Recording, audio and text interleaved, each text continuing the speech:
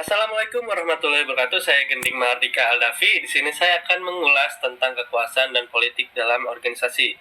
Saya dari kelompok 4 yang beranggotakan yang pertama ada Mbak Zulfa, kemudian saya Gending Mahardika, kemudian ada Mas Eko, Mbak Siti Hazar, dan Mbak Elvina Darmayanti.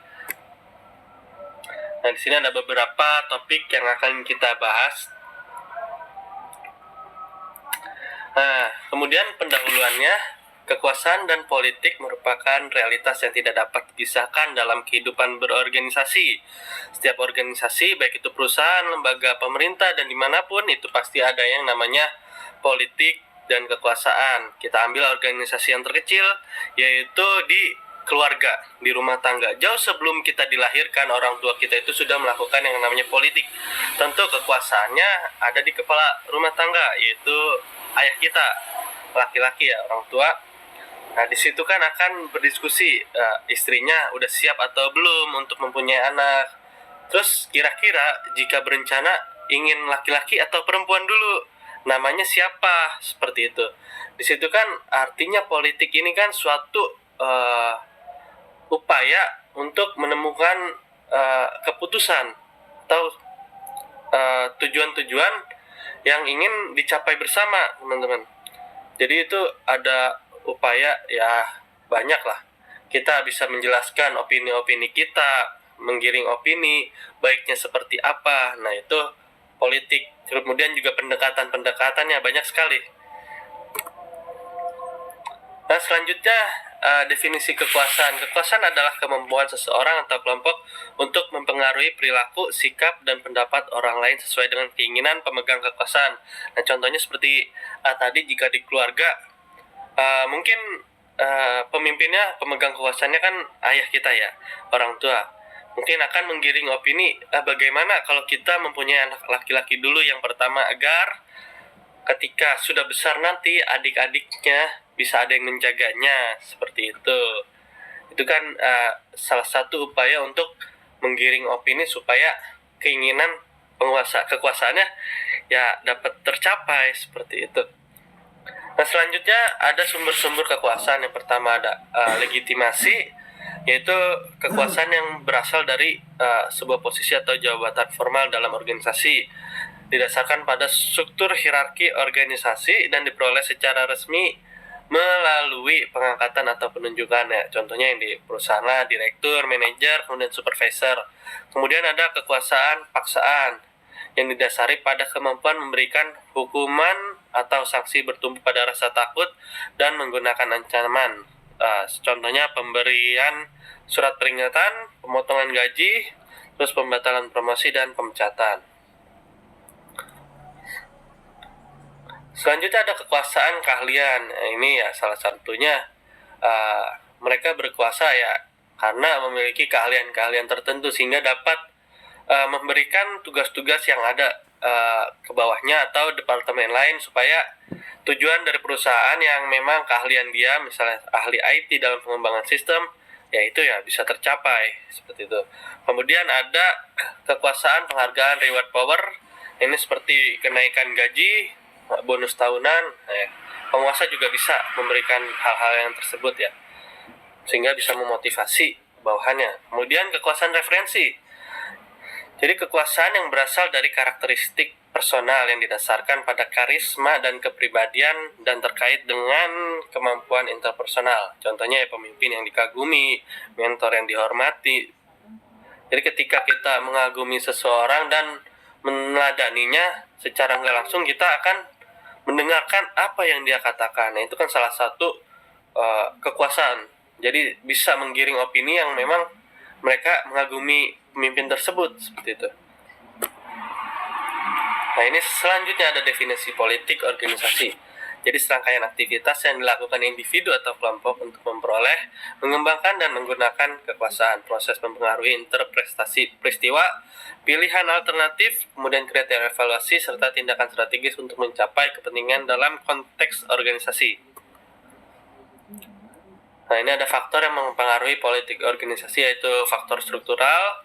Jadi ada hierarki organisasi, kemudian pembagian departemen, sistem pengambilan keputusan, dan alokasi sumber daya.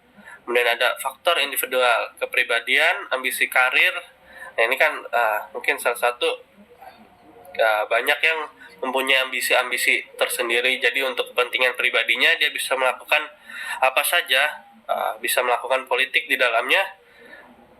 Mungkin ada yang negatifnya bisa menjatuhkan rekannya, bisa mencari muka kepada atasannya. Itu kan ambisi yang dari faktor individual. Kemudian ada faktor situasional, jadi perubahan organisasi, ketidakpastian lingkungan, kemudian kelangkaan sumber daya dan tekanan kompetitif. Jadi contohnya yang bisa mempengaruhi politik dalam organisasi itu ya mungkin ya situasinya ada suatu masalah yang besar sehingga politik di dalamnya saling melempar gitu. Nggak ada yang mau menanggung kesalahan-kesalahan tersebut yang tidak disengaja atau yang tiba-tiba datang dari faktor eksternalnya seperti itu. Selanjutnya ada elemen politik dalam organisasi. Yang pertama ada inner circle relationship, yaitu hubungan khusus antar manajer senior dengan pimpinan seperti pertemanan atau kerabat. Kemudian axis of influence, yaitu hubungan langsung antara manajer menengah dan pimpinan puncak tanpa melewati manajer divisi. Selanjutnya ada informal power center, karyawan operasional yang memiliki hubungan langsung dengan manajer senior melewati atasan mereka. Selanjutnya ada polarizing elemen, ketidakcocokan antara manajer dan bawahan yang bisa mengganggu pengambilan keputusan. Mungkin ini nanti ke depannya keputusan yang diambil itu tidak objektif tapi subjektif karena ketidaksukaan, mau benar atau salah dia. Kalau tidak suka maka keputusannya akan tidak enak seperti itu. Selanjutnya ada informal coalition, koalisi manajer untuk menolak atau mengubah keputusan yang sudah ditetapkan atasan.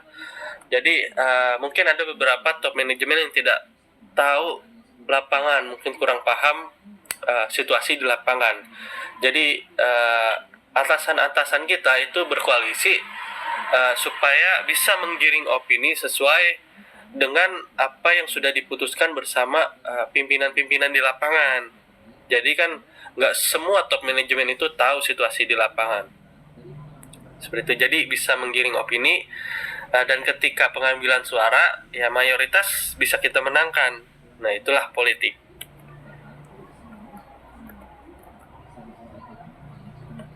Nah selanjutnya ada mengapa politik penting buat organisasi. Yang pertama ada keterbatasan sumber daya organisasi. Jadi setiap organisasi ini kan bagaimanapun besar ya, memiliki sumber daya yang terbatas, baik itu dalam bentuk anggaran, fasilitas, waktu maupun sumber daya manusia. Perbedaan tujuan antar individu, setiap orang atau departemen memiliki kepentingan dan prioritas yang berbeda-beda. Jadi organisasi ini penting untuk merangkul atau menghimpun suara-suara dari tiap divisi atau individu tertentu. Selanjutnya ada ketidakjelasan aturan. Jadi ada di mana selalu ada zona abu-abu yang membutuhkan interpretasi atau negosiasi. Jadi harus ada yang bisa membenarkan atau memperbaiki hal-hal yang memang masih kurang jelas gitu di dalam di lapangan atau dalam organisasi tersebut. Nah itu maka diperlukan sebuah struktur organisasi yang memiliki tiap divisinya itu ya tanggung jawab itu. Jadi punya job desk-nya. Selanjutnya ada perubahan organisasi. Setiap perubahan baik itu restrukturisasi, merger atau perubahan teknologi atau pergantian kepemimpinan menciptakan ketidakpastian dan redistribusi kekuasaan. Jadi ketika ada perubahan organisasi mungkin dari top manajemennya ini kan butuh yang namanya penyesuaian. Nah, organisasi ini kan sudah nggak langsung diubah semua, jadi masih terstruktur. Kemudian ya perusahaan atau lembaga tersebut ya masih bisa berjalan walaupun pemimpinnya itu langsung diganti. Gitu. Dan di sini ada dampak politik dalam organisasi. Yang positifnya itu memperlancar pengambilan keputusan. Yang kedua, menyelesaikan konflik, memotivasi karyawan, menciptakan peluang karir. Yang terakhir ada meningkatkan efektivitas organisasi. Selanjutnya ada dampak negatif politik organisasi, yaitu stres kerja, penurunan kepuasan kerja, konflik tidak sehat, demotivasi karyawan, dan penurunan produktivitasnya. Ini karena persaingan yang di dalam kerjaan. Ini contoh kasusnya. Ada promosi jabatan, ada 2 kandidat untuk posisi manajer pemasaran, yaitu ada Budi sudah 5 tahun bekerja dan Diana baru 2 tahun. Diana memiliki kedekatan dengan direktur karena sering terlibat di proyek khusus. Kemudian Budi memiliki kinerja dan pengalaman lebih baik. Diana akhirnya dipromosikan karena memiliki jaringan informal yang kuat dengan manajemen atas. Aktif dalam kegiatan sosial perusahaan, pandai membangun citra diri. Jadi ini kan salah satu politik ya. Ya, Diana ini pintar untuk membangun citranya. Jadi menjaga image-nya di depan pimpinan seperti apa. Kemudian pendekatan yang dilakukan dengan direkturnya. Nah, ketika dia punya kesempatan dan proyeknya bareng direkturnya, nah dia selalu all out ya gitu. Jadi image di atasan itu ya dia baik, dia mampu, sehinggalah Diana yang diangkat menjadi manajer pemasaran dibandingkan Budi yang sudah 5 tahun bekerja. Mungkin itu salah satu contoh kasusnya. Jadi kesimpulannya, kekuasaan dan politik dalam organisasi bukanlah sesuatu yang selalu negatif. Jika dikelola dengan baik dan beretika, ia bisa menjadi alat untuk mencapai tujuan bersama. Yang terpenting adalah menjaga keseimbangan antar kepentingan pribadi dan organisasi, serta selalu mengedepankan nilai-nilai positif dalam setiap tindakan. Terima kasih. Wassalamualaikum warahmatullahi wabarakatuh.